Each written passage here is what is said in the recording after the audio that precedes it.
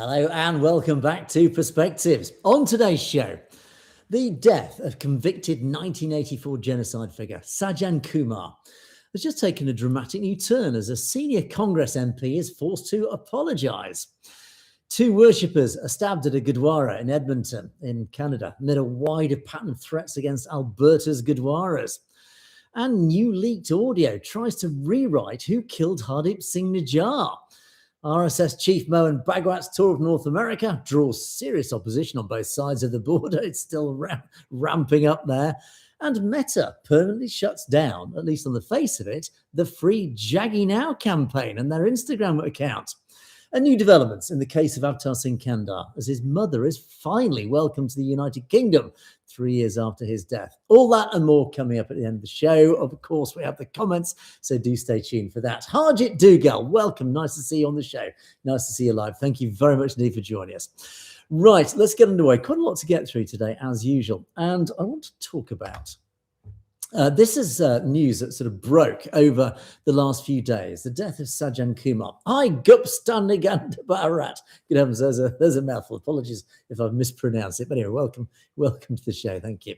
Yeah, Sajjan Kumar. It's a story that's taken real significance since we last brought it to you. And we talked about this guy, Sajjan Kumar, sort of off and on over the last however long. Of course, justice delayed is justice denied has often been the phrase we've had to use when it comes to the Sikh genocide of 1984. This is one of the few people who actually has been held up to account, at least to a limited extent. Southeast Continent, nice to see you online as well. Thank you for joining us as well.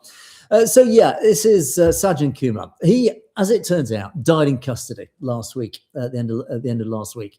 In custody in jail in India at the age of 80. And for those who don't know the name, Sajjan Kumar, he was a 3-time Congress Member of Parliament for Outer Delhi.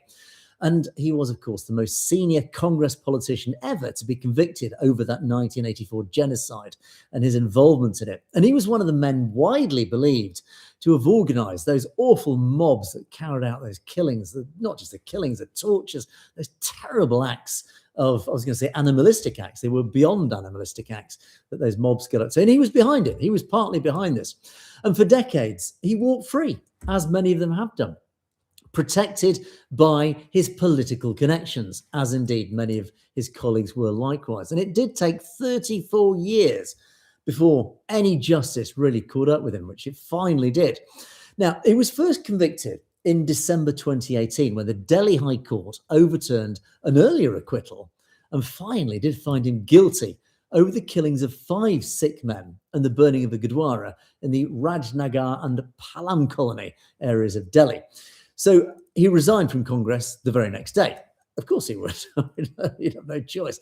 And then in February of 2025, he was convicted again, and this time for the Saraswati Vihar killings, and in those specific killings, it was a father and son were awfully doused in petrol and burned alive. Again, a very familiar and tragic story of what happened during those awful genocides of 1984. Now, in that February 2025 trial, he was sentenced to life. And that was despite prosecutors pushing for the death penalty, and essentially got away with it because of his age and his health. And he was then acquitted in a handful of other 1984 linked cases along the way. Sultan Puri in 2023 and Janak Puri in 2024. And then most recently, Vikas Puri this January this year, on grounds of insufficient evidence. And it was a reminder that even now, all these 4 decades later, that the legal reckoning for those awful events of 1984 still remain partial, inconsistent, case by case. And it's been almost next to impossible to bring people like Sajjan Kumar to trial, to face their crimes and be found guilty of their crimes, because of course 4 decades it's much, much harder to gather the evidence. And the Indian state, of course, knew this, and they took advantage of the passage of time to ensure that people like this essentially evaded justice for most of their natural lives. So Sajjan Kumar, he actually died on the 20th of August in Safdarjung Hospital in New Delhi. That was after his health essentially gave in. He was in Tihar jail, one of the larger jails in India, and where he'd been held continuously actually since surrendering back in December 2019. So he served almost 7 years, but he was never actually out on bail. And an interesting bit of detail on this: a Supreme Court hearing on his pending parole plea. He was trying to get out on parole. He was seeking release to care for his ailing wife, because apparently his wife her health was failing as well. So he did actually ask for essentially compassionate parole. And that hearing had been scheduled for the actual day that he died. And that's been confirmed by many sort of outlets, many news outlets, and by the veteran 1984 cases advocate, a guy called H.S. Fulker. So ultimately, the reaction from victims' family has been, well, pretty predictable, and it's been pretty raw and pretty direct, unsurprisingly. If you were a victim, or your families were victims of essentially this and many others, awful guilt in that genocide, you're not going to hold back, even when this guy dies. And for example, Ganga Kaur, the lady whose family was affected by the genocide, she actually told one of the main news outlets, ANI, quote, "Members of our family were burned alive in front of us. Sajjan Kumar died naturally, but we would have found greater peace if he had been executed." Totally understandable, completely empathetic. We all empathize with that. This guy, essentially, he died of natural causes at the age of 80. He should have been executed decades ago. Jagdish Kaur, another lady, she was a survivor of the Rajnagar case. She told another outlet the week, "Sajjan Kumar should have been hanged to death or lynched in full public view for the crimes he committed. I will never be able to make peace with the fact that he died a natural death in jail." And again, you can totally empathize with that view, because the crimes that were committed by those mobs were just unforgivable. It would take a very strong person to forgive anybody that, who's particularly behind those crimes, as indeed Sajjan Kumar was. And the DSGMC's president, Harmeet Singh Kalka, called it a moment of mixed emotions, and he used it to press again for justice against Jagdish Titla and Kamal Nath. They are two other senior Congress figures who faced the same accusations but never been convicted. And again, that phrase, "justice delayed is justice denied," springs out. And it's not a new complaint. The BJP's own Manjinder Singh Sirsa said as far back as last year that Titla and Kamal Nath are next. In other words, we're still trying to get them. But unfortunately, nothing has since moved on either case. Surprise, surprise. It'll be the Indian state, the deep state, protecting its own. So Sajjan Kumar's conviction was the exception, certainly not the rule. And his death is just a simple reminder of how much of that genocide and that time of 1984 has still never really been answered for. A quick hello to Gurbaj Singh. Nice to see you online. And Dharmender Banins also. Thank you for joining us. Nice to see you joining us live. But what's happened since the death of Sajjan Kumar? It's been quite interesting, because it's really turned it into quite a live political story. Of course, everybody's waded in on this. A Congress MP, a guy called Deepinder Singh Hooda, and he represents Rohtak in Haryana, said following Kumar's death, the political landscape of the country has suffered an irreparable loss. And he then described Sajjan Kumar as a, quote, role model nationwide. I mean, please. This is a sitting MP from India's main opposition party calling a man convicted of orchestrating the mass murder of Sikhs a role model. Now, unsurprisingly, that has caused a pretty serious backlash right across the board, not just in the Sikh community. Harmeet Singh Kalka and DSGMC General Secretary Jagdeep Singh Kalon, together with lots of the families of the victims from the genocide, have protested publicly outside Rahul Gandhi's own Delhi residence. Rahul Gandhi, of course, the leader of the opposition, part of the Congress party, the official opposition in India. So they protested outside Rahul Gandhi's own home, demanding an apology and asking directly whether Congress regards Kumar as a hero. In other words, is this the official position of the Congress party, that you are holding Sajjan Kumar, a convicted mass murderer, as a role model? Come on. Where's your public statement? And Sikh protesters separately burned an effigy of Rahul Gandhi over the remark. So Rahul Gandhi himself, has taken quite a beating, public beating, metaphorically speaking, for this remark because he has not come out and condemned it publicly. And Punjab Congress leaders, unsurprisingly, so many in the party have really rushed to distance themselves from the statement that came from Huda. We stand with victims, said one statement.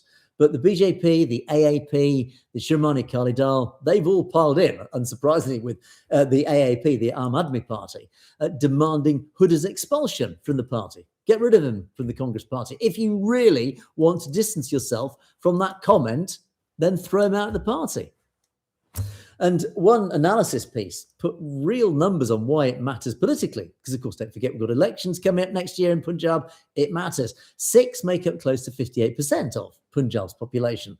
And Congress was already dealing with internal leadership disputes in Punjab already ahead of the elections next year. So that remark could not have come really at a worse time for the Congress party in the one state where it can really least afford it. So again, this is why many in the party are suddenly rushing to distance themselves from it. So ultimately, it does bring it up to date. Because as of today, yes, he did finally apologise. Clearly, there's been a lot of pressure applied internally. He's probably received a lot of very firm phone calls from the Congress party saying, you better do something about this, mate, because you really said the wrong thing at the wrong time, to put it mildly. So he has actually publicly apologised for, or depending how you read it, denied ever really making that role model remark. So ultimately, it's a climb down. It is a genuine climb down, but under pressure. So again, it's hard to say he's apologised. He's basically just he's stepped back from it. But the row actually hasn't stopped there. Kuldeep Sharma has now called for this guy, Huda, to be removed, not just from the party, but from the Congress Working Committee entirely over the comments. And former Punjab Chief Minister Charanjit Singh Channy has weighed in himself directly. And he actually said publicly, this is the former Chief Minister of Punjab, has said Sajjan Kumar is a murderer of Sikhs and a traitor. So again, he's not held his words back, flatly rejecting any suggestion he should be remembered as a role model. I mean, Sajjan Kumar is a convicted mass murderer. Of course he should be. He cannot, in anyone's perception, be held up as a role model. So what began really as an obituary is now really, this comment that he was a role model started off as some sort of testimonial obituary to Kumar. It's now become a bit of a pretty angry debate amongst the Congress party itself over how and whether a convicted killer of Sikhs gets remembered. So anyway, we'll see how that sort of how that unfolds over the next few days. But it really has set the embers alight in Punjab politics and indeed Indian politics overall. I mean, the fact that you can call Sajjan Kumar a role model is pretty insulting, and that's putting it mildly. Anyway, WHO Panzer has joined us. Nice to see you online. Likewise, this guy Raoul wants to be leader of the 1.4 billion people who holds this genocidal person as a role model. Those who don't know why independence from oppressors is needed, this is one reason plus more. Absolutely. And I have actually, if you recall, regular viewers of the show will remember that in many shows past, over the last 2 or 3 years, whenever we've talked about Rahul Gandhi, I've actually posited to Rahul Gandhi, not that he watches this show, but actually, what if he apologised? What if he actually came out publicly and apologised, basically get on metaphorical bended knee to the people of Punjab, but particularly the Sikh community, and said, I am sorry for the actions of my forefathers or foremothers, Indira Gandhi, etc. I apologise.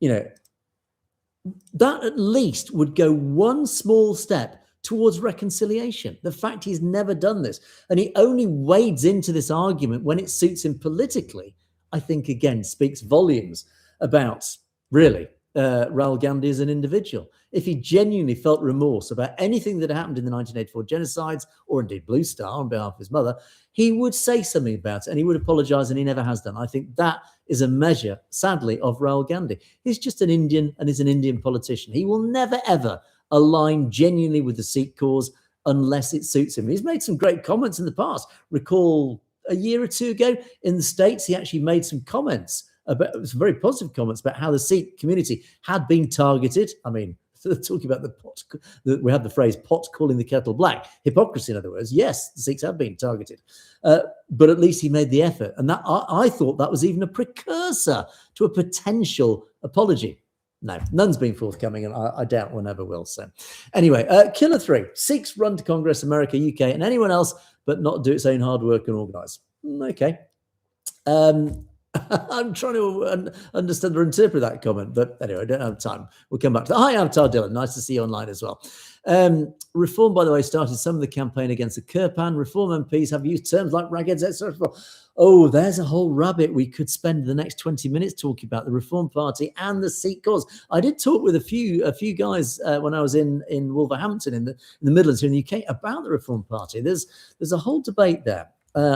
And no, let's not go down that road yet. Maybe we'll do another show on that, but that's a whole rabbit hole we could talk at length about. Anyway, let's move on, because I've got quite a lot to get through today. I want to jump across to Canada. This is a terrible story, actually. It came out of Canada over the last few days. 2 men were stabbed during early morning prayers at the Gurdwara, the Nanak Sahib Gurdwara Gursip Temple in northeast Edmonton in Alberta province. Now, the victims are 2 Sikh gentlemen, and there's mixed reports about who they were and their sort of roles, but ultimately the elderly, one was 75 and one was 51, and they were attacked by a man who appears to have specifically targeted the Guru Granth Sahib Ji. So, you can imagine how offensive and how dangerous an act that was. Somebody clearly has committed, Biadbi, as it's called, the official term, has tried to target the Holy Scriptures, the Guru Granth Sahib Ji. As I say, that is a serious desecration, as you can actually experience as a Sikh. So it turns out it was a 27-year-old has been arrested, a 27-year-old male, and both Global News and CTV, that's sort of the 2 mainstream Canadian outlets, have reported that this guy apparently had only just been released from prison a few days before the attack. And apparently he's got a whole history of violent offences. So again, it's hard to know if this was somebody who's got mental issues or has got an axe to grind and he's got something personal against the Sikh community. I don't know, it's not reported. But Correctional Service Canada has since confirmed that when this guy was released, it was what's called a statutory release. In other words, they were obliged to release him. He had served his statutory term, and it wasn't one that was a discretionary parole decision. In other words, it wasn't a decision that they could have chosen to keep him. In other words, he'd obviously reached the formal end of his sentence, his mandatory sentence, and they had to release him. So in other words, they didn't release him out of choice, because it means that it wasn't a system failing to keep a dangerous man locked up on its own judgment. It was the law that essentially was at fault here. It was the law forcing his release regardless. But it's also worth flagging that different outlets have also described the victim slightly differently. The Sikh Press Agency, for example, Press Association, rather, I keep calling them Press Agency. Sikh Press Association, the SPA, they've reported that there were 2 Sikh men, 75, 51. India Today, because the Godi Media reported on this as well, their headline calls them a priest and a volunteer. So, I mean, okay, those descriptions don't necessarily conflict, but it's very hard to sort of get a bit more detail about this. But we haven't been able to pin down, any more sort of detail than anything about the victims themselves. So hopefully you guys, maybe on social media, might be able to find out a little bit more about who the victims were, because obviously we'd like to sort of at least pay tribute to them, because presumably they were trying to defend the Guru Granth Sahib Ji when this lunatic broke in. But sadly, it is not an isolated incident. Of course, days earlier, apparently, just over the weekend, that's 15th, 16th of August, Calgary's Dashmesh Culture Centre received a threatening phone call, apparently warning, quote, that heavy equipment was on the way to demolish the Sikh temple. And at the time, the building was full of people, attending services and things. So, I mean, what do you do how do you react to that? Some heavy equipment is on its way to demolish your Gurdwara. So now the centre itself responded they brought in some professional security, because of course they will have phone numbers immediately on hand because of the current prevailing environment.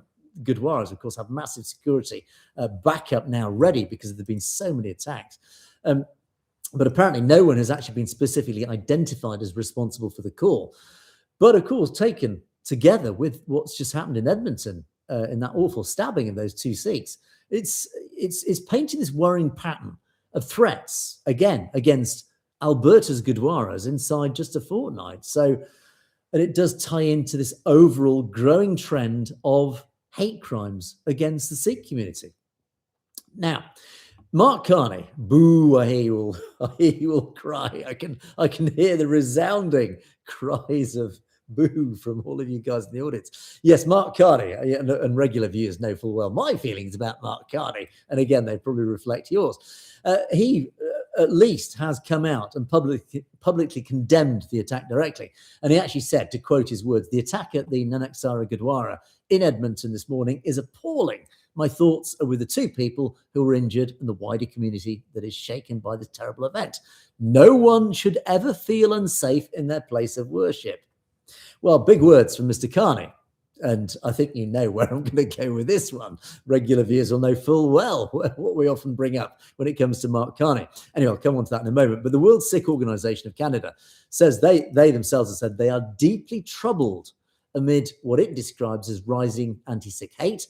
And the Sikh Federation Canada has also come out, and they've separately pointed to anti-immigrant rhetoric and disinformation that's obviously spreading across mainstream media, provoked primarily by Hindutva and India, as part of this sort of wider context around the attack. So yeah, it is rather hypocritical, I have to say, from Mark Carney that he's come out. I mean, great that he's come out immediately and condemned this attack, as he absolutely should do as a public leader of Canada. But when he comes out with statements like nobody should feel afraid effectively in their place of worship, well, no Canadian citizen should feel afraid of Indian transnational oppression, Mr. Carney. Yet only a few days ago, 2 duty to warn notices have been issued. So what have you got to say about that? Those are 2 individuals on your own soil who are Canadian citizens, afraid on their own soil. Where's your condemnation of India or the sources of those threats? I don't see any public statements about that. So it does beg the question, doesn't it? And, well, let's talk about this in a wider scale. Because, of course, those attacks, the Edmonton stabbing, and that threat against the Gurdwara that we're going to basically level it, presumably with a bulldozer or whatever, they, of course, sit inside a much bigger story that we've obviously been talking a lot about on the show. And this week it's developed further, so it's worth pulling it all sort of together. Now, earlier this month, the RCMP, the Royal Canadian Mounted Police, they've issued, as I've mentioned, formal duty to warn letters to 2 more Canadian Sikh activists. They were Inderjit Singh Gosal, he's the Canadian coordinator of the Khalistan referendum, and Manjinder Singh in British Columbia. And of course, Inderjit is the successor to Hardeep Singh Nijjar, who got murdered by India. So he himself has received a duty to warn, and it's been issued by the police. As they said, they described as a credible, serious, and imminent threat to their lives. And of course, that has massive echoes of Bhai Nijjar's murder case. And Inderjit Singh Gosal himself has refused witness protection. He said to one of the Canadian outlets, CP24, he said, "For me to stop doing what I'm doing, which is impossible, the threats are going to continue. So I will continue to do exactly what Hardeep Singh Nijjar did. If the bullet is the ending for me, I'm glad to take that bullet." So again, you can start to see, the bravery ringing out in his words. But ultimately, why should a Canadian citizen on Canadian soil have to undergo this sort of intimidation from a foreign nation? And Mark Carney is saying nothing about this. It's absolutely appalling. And it's not just Canadian police raising the alarm.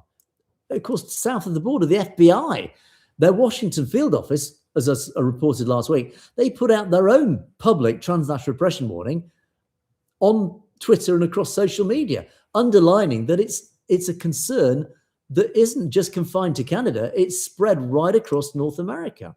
So again, when I talk about Mark Carney's hypocrisy, great that he comes out and condemns the stabbings, but at the same time, why is he not saying anything about this ongoing, real, day after day threat to his own citizens?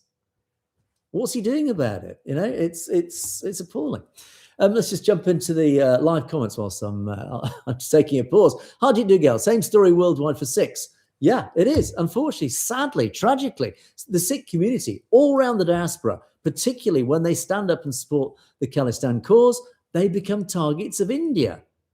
There's no denying it. It's too widespread. It is too consistent to deny that it is not real, because every diaspora Khalistan community is under the same threat, and it can only be coming from one single source. Just logic points to that source. So absolutely right. Gurpreet Pal Singh, welcome. Khalistan Zindabad, absolutely. 1S1 and 2, nice to see you as well. Barnier, actually, I think. Gurmeet Singh, long live Khalistan. I couldn't put it better myself. So anyway, let's continue with this. And there is interesting, there's a bit of a twist to all this, though, that's just come out in sort of the last 24 hours or so.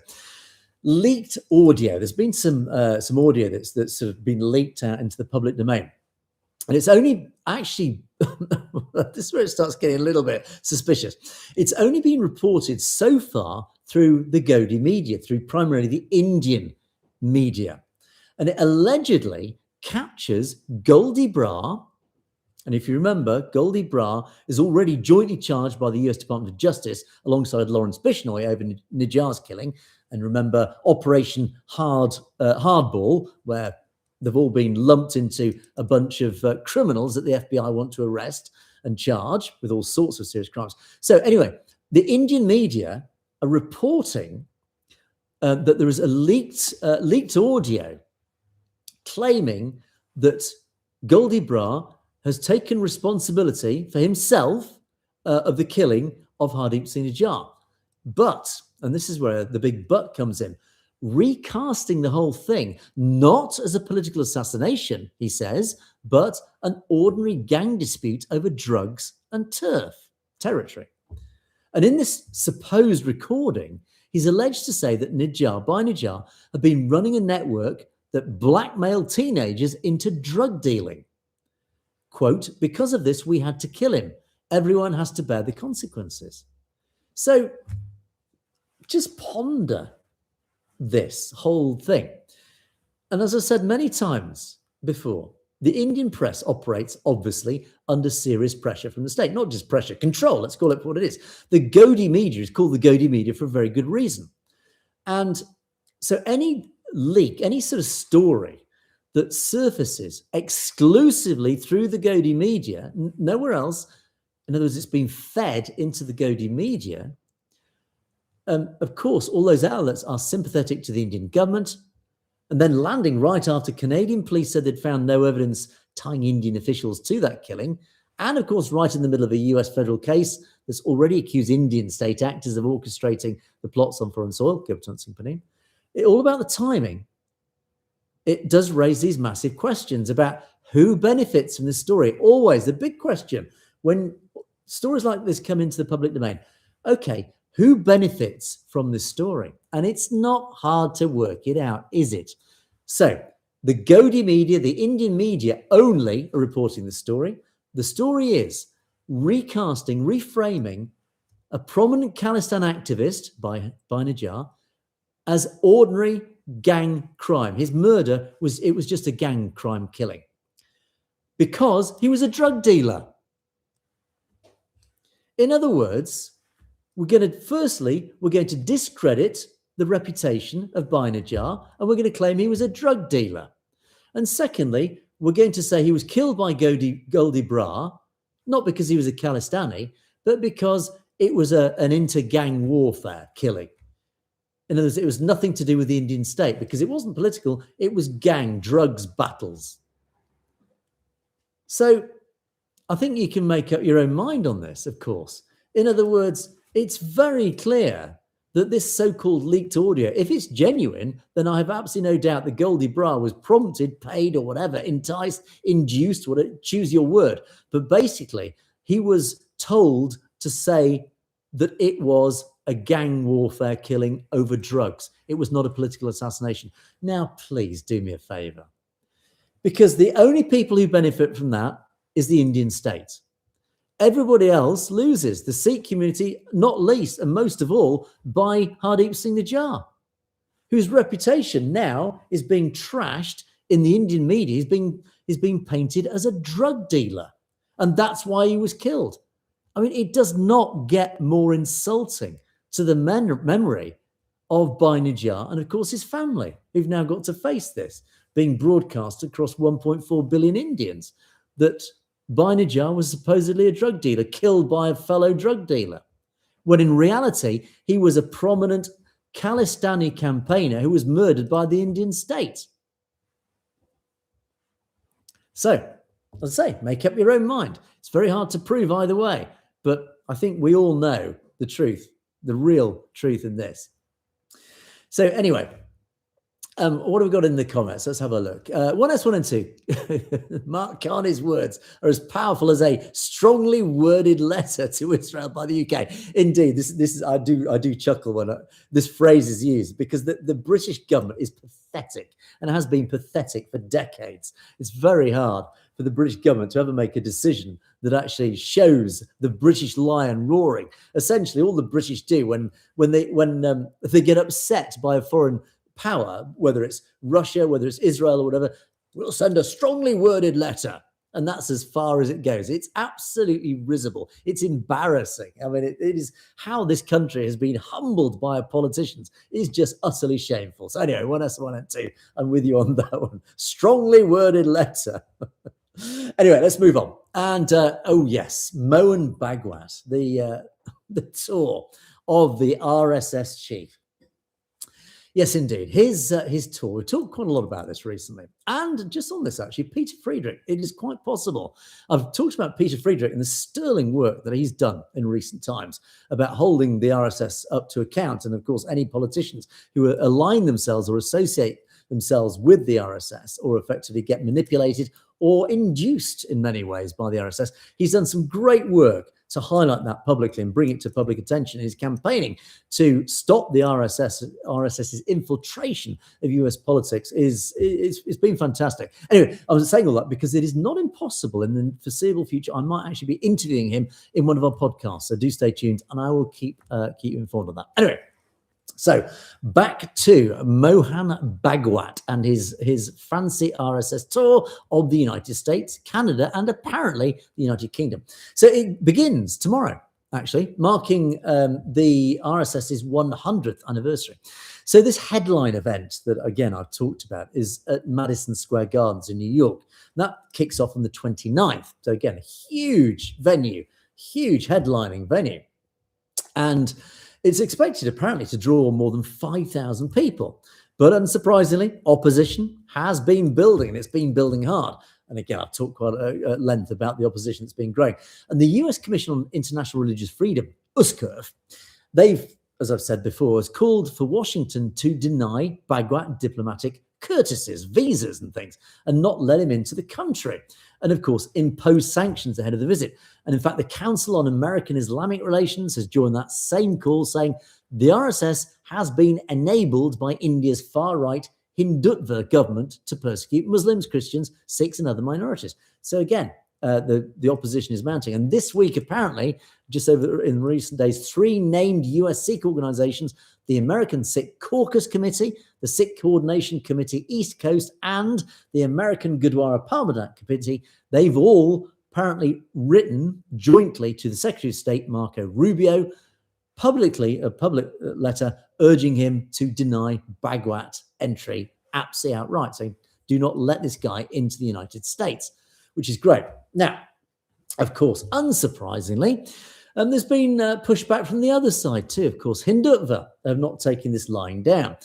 There's been a coalition of more than 100 Canadian Hindu and civil liberties groups who've got together, and they likewise have urged north of the border the Carney government to let the visit go ahead to Canada, their argument is that Canada's immigration decisions, quote, must be based on established law, credible evidence, and due process, not speculation and political rhetoric.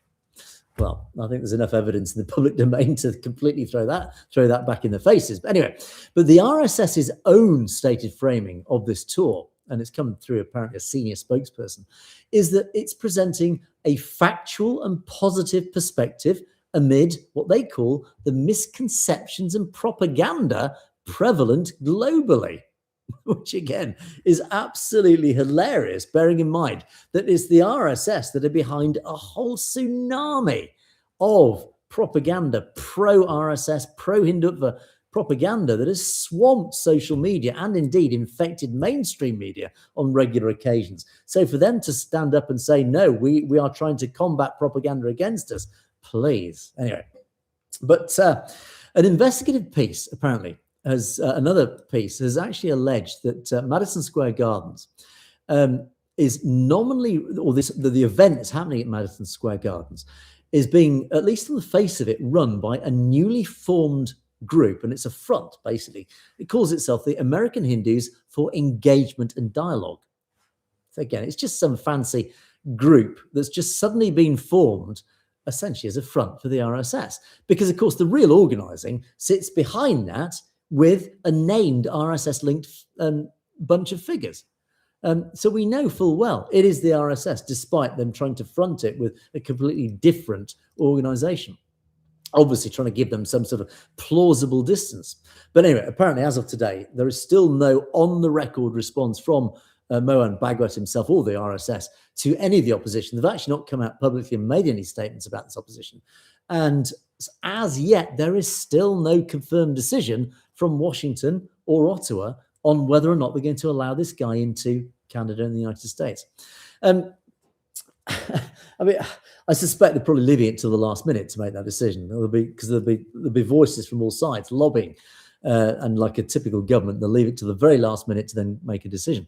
But it's worth noting that the Canada leg particularly is landing at a slightly uncomfortable moment, because of course it follows Mark Carney and his own attempted rebuilding of relations with New Delhi, and that's that same rapprochement, as it's called, that Canadian news outlets have said it's really itself is being called into question by Carney's own law enforcement and intelligence agencies, because both CSIS and the RCMP have warned the government and have warned the public that India still remains a realistic threat to Canada. So Ottawa really has to decide whether or not they're going to let this guy in.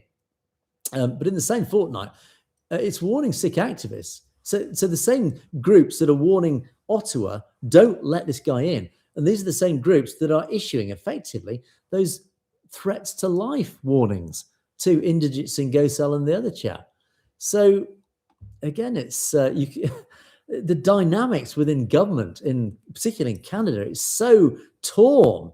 And Khan is trying to tread this fine line between them all. He's trying to keep his trade relations, those valuable trade relations with India, going and not upsetting that balance. At the same time, he's got all his intelligence agencies and his law enforcement agencies, no doubt behind the scenes, telling him, look, India is a real and present danger to Canadian citizens. So you cannot just forge ahead and ignore it. So we'll see. Anyways, but no doubt, I mean, literally, the clock is ticking now. The governments are going to have to make a decision very quickly, one way or the other, whether they let him in or not. So anyway, let's move on. And there you go. There's another sort of news out there. I forgot to show you that one. Right. How about this? Jaggi. Now, this is worth more than just a passing mention, because this erupted in the last few days. This, of course, is the campaign that's supporting Jagtar Singh Johal, that's been going since 2017, when Jaggi himself was abducted, essentially, by the Indian government. The campaign that supports him, Jaggi Now, as it's called, has had its Instagram account disabled, and it said permanently disabled by Meta, the owners of Instagram. And Instagram's own explanation really came just down to one single line. The account, quote, doesn't follow our community standards. No more detail, no explanation. And the campaign then appealed, and that appeal was thrown out. Let me have a look. So, yeah, here we go. So you can see on here, the original, we suspended your account. Again, no explanation. Why this happened? Well, it doesn't follow our community standards on account integrity. What does that mean? Now, don't forget, this account has been going since 2017. And it's just, essentially, if you ever watched it, there's nothing controversial about it. It just updates the court cases and how outrageously slow Indian supposed justice has been acting. Anyway, they submitted the appeal straight away. And what happens next? We'll take a look. And if we find your account doesn't follow community standards, it will be permanently disabled. What happened? The next update, we have disabled your account. It still doesn't follow our community standards. Your account has been permanently disabled. So this account outrageously has been taken off Instagram. Why? There's a clue there at the top. User not available in India. We have restricted access to your content in India pursuant to a notice from the Government of India, law enforcement, under, here we go again, Information Technology Act 2000, that disgustingly anti-democratic piece of legislation, which essentially gives the Indian government carte blanche to make any decision it wants to close any outlet down on its say-so. If it doesn't like a news outlet or a social media account, it can just wheel in this act and say, close it down. And all these cowardly social media platforms comply every single time. It is absolutely shameful. And this is why you should all, frankly, just reject Facebook, Instagram, these social media accounts. They always bow down, whether it's to China or to India. They just want your value. They want you as a commodity because you individually are valuable. But when a government tells it closes down, it will close down because it doesn't want to lose money. Don't forget, these things don't exist for your benefit. They exist for their bank account's benefit. Anyway, twist in the tail. As it turns out, when I prepared the show, the final update as of lunchtime or early afternoon, so 2 or 3 hours ago, they have been banned permanently. Instagram has closed down the account, outrage right across the world. How could you do this? And then suddenly, twist in the tail. 2 hours ago, I think 2.5 hours ago, this appeared on their Facebook page, actually. You can use Free Jaggy now again. So clearly, they've requested a review. It has been reviewed. You can use Instagram again. We're sorry that we got this wrong. No, they're not. We need to take action to help keep our community safe. Now, please, in any possible perception of the Free Jaggy Now Instagram account, in any possible interpretation, could that account have ever been seen as a threat to anybody other than the Indian government? Of course it hasn't. So I don't know how they managed it, clearly, and there is a few comments underneath this that implies that they brought in a specialist or a consultant who somehow has used his magic or her magic, has somehow, who knows the system, maybe they know somebody at Instagram or Facebook or Meta, and they've managed to get it released again. But anyway, it's great to see that it is back up. But the very fact that this account in the first place was closed down in itself and caused them to have to go through this whole circus to try and get it back up and running again is just absolutely outrageous.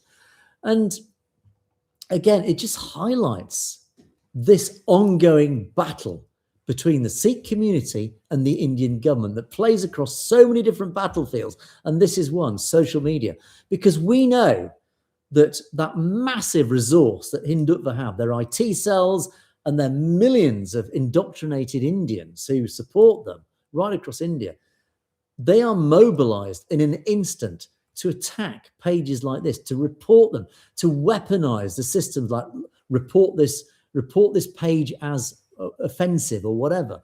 And they flood the platforms, the social media platforms, with complaints to try and close them down. And this happens regularly. And unfortunately, and a time to always watch out for this is around June time every year, almost without fail, every June and leading up to June, many of the Instagram, Facebook accounts, social media accounts, X accounts of the Sikh community, particularly Khalistanism, particularly pro-Bhindranwale accounts, they all get closed down.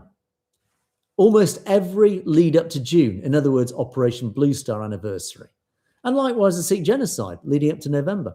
Every time those two key anniversaries roll round, and of course, the Sikh community always filling social media with reminders to tell the world this is what India did to us, then India reacts, piles in with their massive IT cell resource and swamp them and try and close them down, silence them and get them taken down. And it happens on a regular basis. This is what India does. This is why when I rant on about saying India cannot call itself a democracy, this is the act that the Indian government does. You don't see, within a limited reason, you don't see this happening in the United States, North America. You don't see it in Europe. You don't see it here in the United Kingdom. I'll caveat that with there are a few exceptions to that, which I've always raised. But ultimately, in our democracies, genuine democracies, Instagram accounts don't get taken down if they happen to criticize the government. Likewise, this outlet, I have been banned. This channel is banned in India. Why? Because I criticize the Indian government on a regular basis. I hold it to account.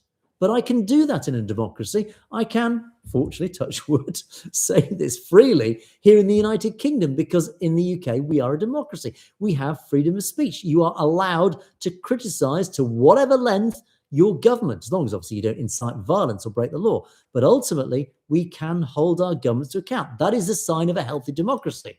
Why is India so afraid of outlets like this?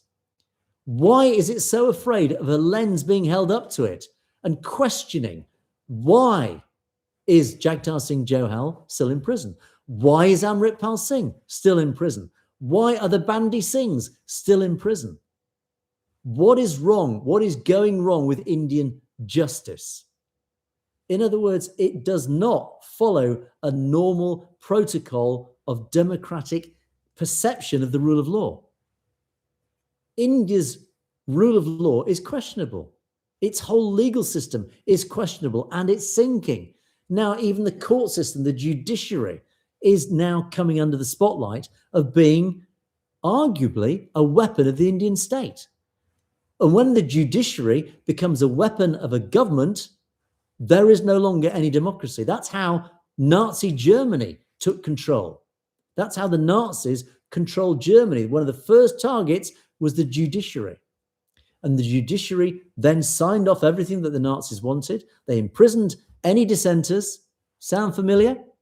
That's what happened in the 1930s. That's why we always hold up the 1930s as that classic example. This is what you must always watch out for. This is how a supposedly civilized democratic country sinks into totalitarianism, and dangerous totalitarianism, which led to the deaths of millions of people. So anytime the red flags fly, and they are flying high at full mast in India, it is up to the democratic world to point it out and say, you must stop this. Anyway, so as I say, it's great to see it's back up and running. Anyway, gosh, I've ranted on. Apologies. I need to quickly just add this story. The mother of Avtar Singh Bhai Kanda, who was murdered, we believe, by the Indian state 3 years ago, around the time that Bhai Najjar was murdered. Avtar Singh Kanda died under very suspicious circumstances, supposedly acute myeloid leukemia. In reality, likely he was the victim of the Indian state and a poisoning. Interestingly, this has been posted up. We've got no corroboration. There is no proof. It is at this stage purely an allegation, but it is believed by the family. Oh, sorry, I'm coming on to that. Gosh, we're running out of time. This is quite a big story. Maybe I'll cover it in more detail tomorrow. Let me just at least tell you about the story. Right, first of all, the mother of Avtar Singh Kanda has finally, 3 years later, been allowed into the UK. Fantastic. I mean, the fact when Avtar Singh Kanda's funeral was held, she tried to fly from Punjab to the UK.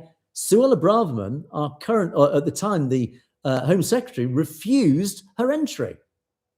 It was absolutely appalling that her entry into the United Kingdom to attend her son's funeral was blocked. Anyway, she's now finally been allowed in. So Bibi Charanjit Kaur, she's called. She was finally allowed in recently. She's now at least visited the Gurdwara in Smethwick, Guru Nanak Gurdwara in Smethwick. And apparently she was presented with a tribute book and honoured by the Gurdwara's Sevadars. So fantastic. And then I just want to quickly move on because I want to cover this story as well. So this is this allegation that's been made. I say there's no evidence, there's no corroboration, but it's worth highlighting because it sits in context of that probable murder of Baikandar. As this, well, you can read it. Just days after this picture was taken, this lady, Jasvir Kaur, suddenly died, allegedly from cancer, and it's believed it was acute myeloid leukemia. Again, the same cancer that Avtar Kandar died from. And she was married to Gurcharan Singh. Apparently, he's a prominent Sikh activist, and of course, he was a Khalistani, pro-Khalistani. So around the same time, this lady died in 2023, suspiciously. And some commenters have said, well, why would they murder the wife? My answer to that is very simple. If you remember, those of us in the UK, the Skripal murder case, Novichok, when Russia assassinated one of their political dissenters, they brought this poison, I forget what it was, Novichok, yes, this terrible poison, Novichok, to assassinate this individual. But they were so clumsy, and this substance was so dangerous that they spilt it all over the place. And there was people dying from touching door handles, in fact, sadly, so a lady died because the Novichok was in a perfume bottle, which was discarded. Somebody picked it up and gave it to his wife, thinking it was perfume. She dabbed herself and then died. In other words, it was an accidental murder. Manslaughter, technically, legally speaking.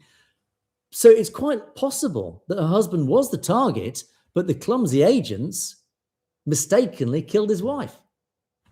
Anyway, it's all speculation. I don't know, but it's worth just highlighting that, just so you're aware of it. Will the truth ever come out? We'll see. Anyway, right. TC is online. Nice to see you, TC. I did see Stay Safe as well. Welcome back. Stay Safe. We're getting worried. We haven't seen you for a long time. Anyway, you're back from the States, I believe. You've been in the States, haven't you? I hope you cast your vote in Indianapolis. So great to see you online. Nice to see you back. Anyway, yes, we must move on because I've got lots of comments to get through. There's quite a bit to talk about in the comments. 1S1 and 2. Oh, yes, there were a few more comments after the football match. I wanted to show these because there's some quite interesting ones. 1S1 and 2. Great. Nice of you to drop in as well. Shame I didn't see you there. Absolutely. I would have come to say hi. Well, wish you had done. It'd be nice to have met up with you. Maybe see you in France. Unless somebody pays my flight there, it's going to be tough to get to France, much as I would absolutely love to get there. You did vote. Stay safe. That's well done. Big thumbs up. Thank you for that. So anyway, 1S1 and 2, thank you for your comment. And right, Punjab, likewise. I've been following you regularly. Why not, Punjab? Just been busy doing nothing. Well, you've no excuse then, have you? Yeah, you think, that's interesting. You think Bhagwat, what's his name? Mohan Bhagwat should be allowed into America because then it allows him to hear the loud voices of the protesters. Actually, I don't disagree with you on that score. Will it make any effect? He's not going to change his mind. So ultimately, the bigger message would be actually if he was banned. So I do think actually, yes, he should be banned. I totally agree with what you're saying. It would be great to let him hear those voices because he won't hear them in India. But it'd be great to hear those diaspora voices. But ultimately, the best thing, let's not let him in at all. And then he gets the message.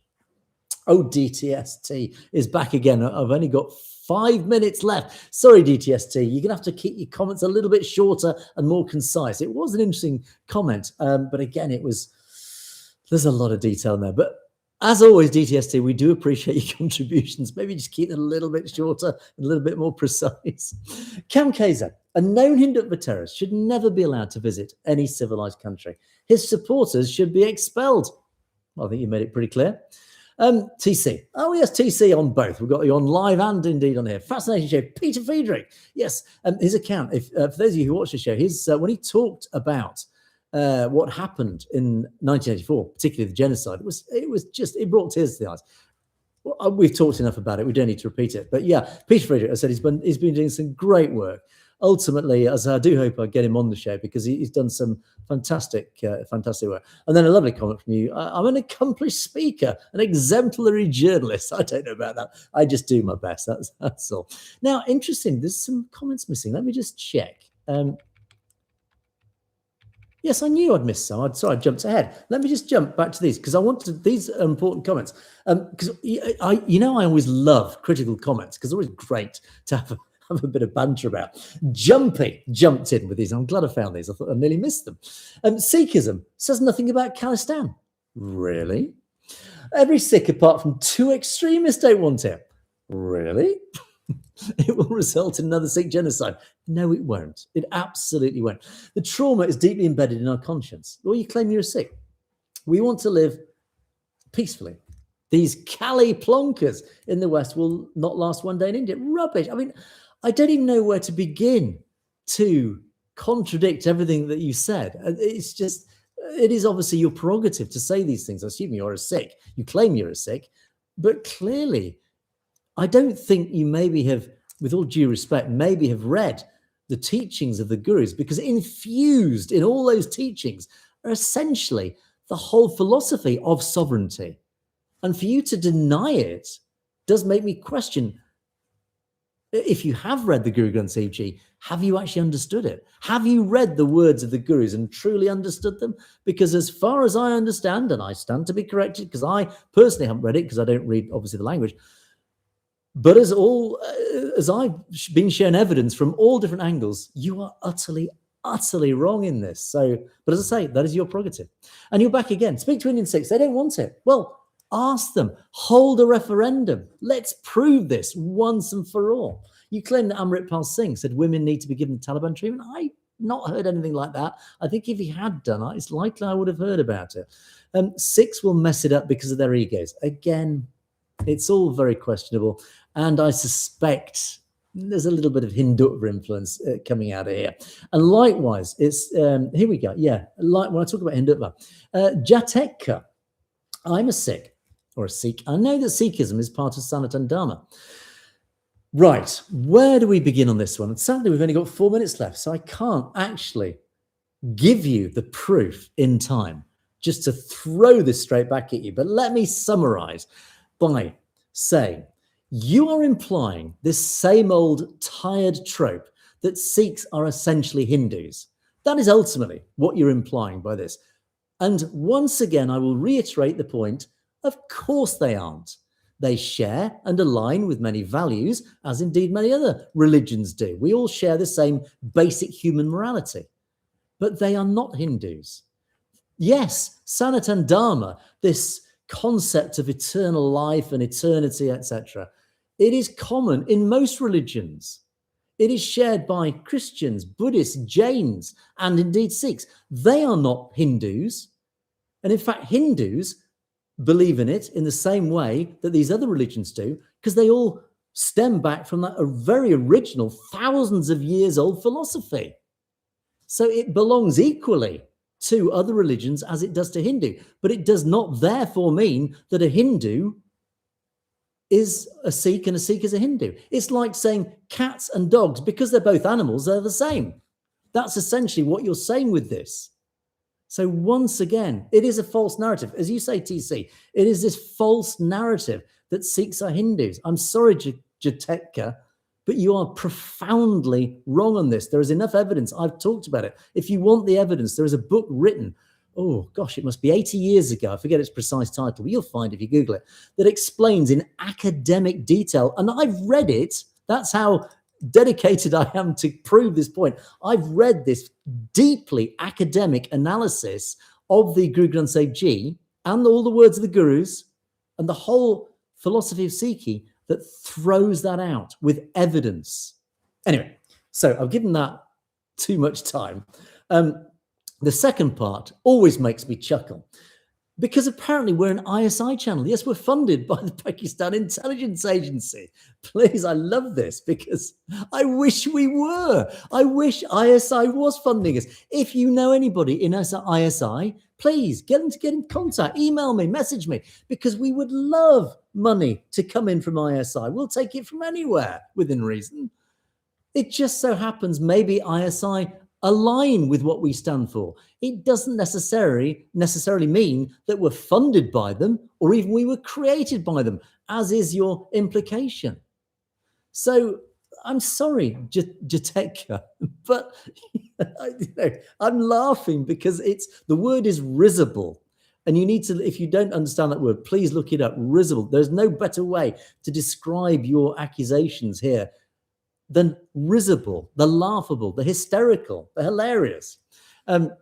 Anyway, just because I'm European doesn't mean I'm not on the take from Pakistan. As I said, I would love to be. Thank you, please. I'd like a much bigger salary. If Pakistan's willing to pay for it, I'll take it. And I'll even say openly on the channel that we are an ISI funded channel. I don't have a problem with that. So what? Because we all stand for one single thing. That's the whole concept of Khalistan. That's not evil. There's nothing wrong with that. It's a democratic right. And it's also supported by many people from every faith, from many people around the world.